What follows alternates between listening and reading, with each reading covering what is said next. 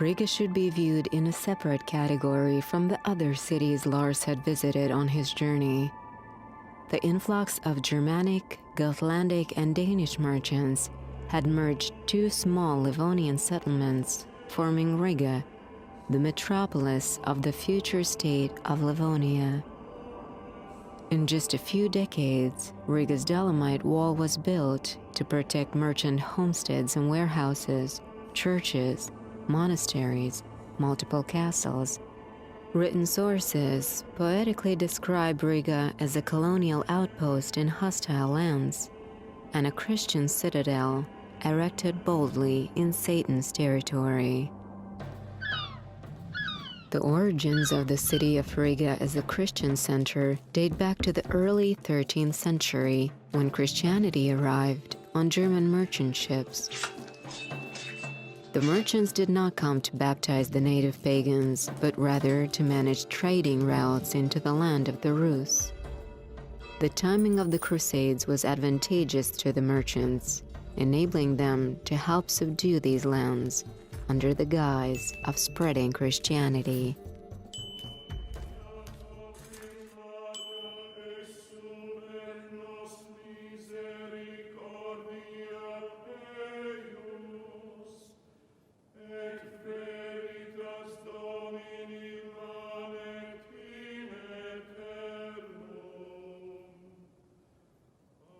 Since the Livonians and the Wends were the first tribes to encounter the merchants, they were also the first tribes on the eastern shores of the Baltic Sea to be forced to adopt the Christian faith.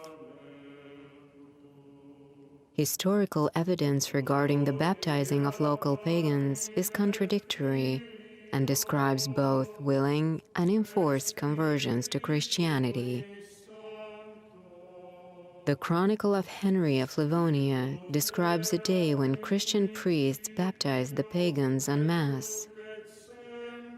More often, however, the Christian faith was unwelcome.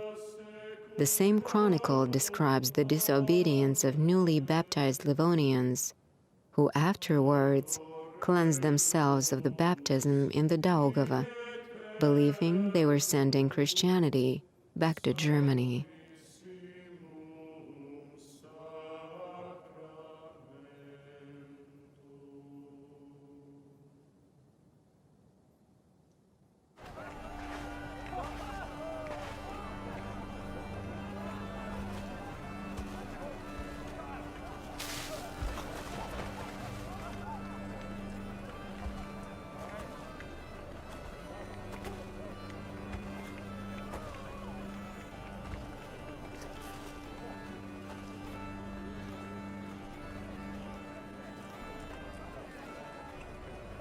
It was a surprising coincidence that I met my father's friend in Riga, the same merchant I had already met in the struggling town of Trousseau.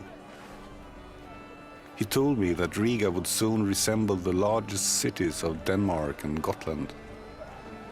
He urged me to establish ties quickly and to make arrangements with local German and Gotlandian merchants, explaining that the Germans would soon take control of the Daugava waterway, securing the trade route to the Rus and Constantinople. In the marketplace, I ran over a theater performance. It was a traveling acting company which used a translator to present the play in the local language. By my reckoning, the play was about the prophets and the origins of Christianity. But when my eyes met with pagan eyes, I could clearly see that they did not understand the purpose of the play. They were being shown the way to true peace and eternal life, but all they could see with their devilish eyes was filthy entertainment that caused mad laughter.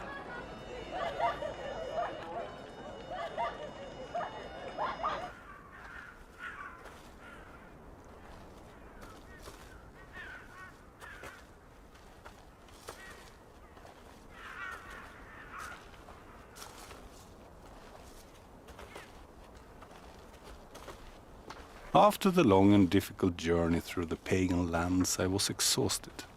Obviously, my body's fluids had become corrupted. So I decided to go to the nearby Daugavgriva Cistercian Abbey to see the monks who knew how to heal both spirit and flesh.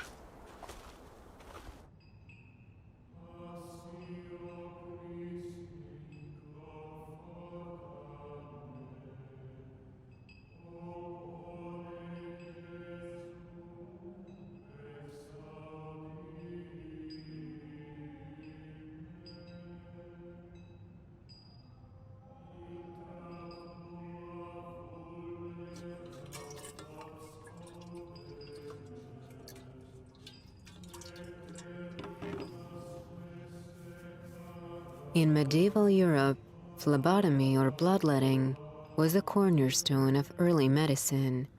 It was a widely recognized method of treatment, grounded in the assumption that a person was healed after harmful fluids were drained from the body. Bloodletting was used to treat almost all internal and external ailments, and was also used as a preventive treatment.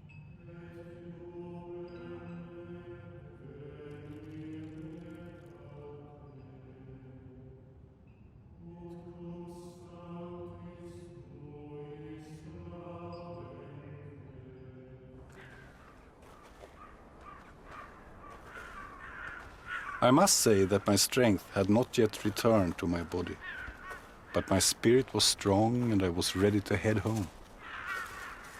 We were on our way back to Riga when an unexpected misfortune befell us.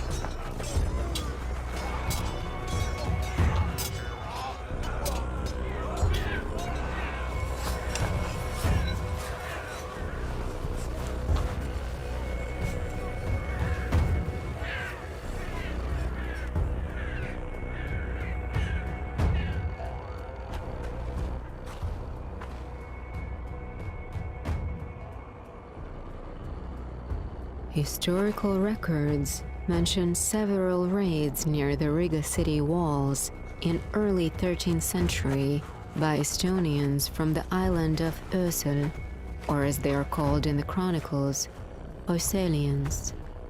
They were particularly cruel towards Christians. They tortured German preachers, kidnapped newly baptized Livonians, and stole their cattle.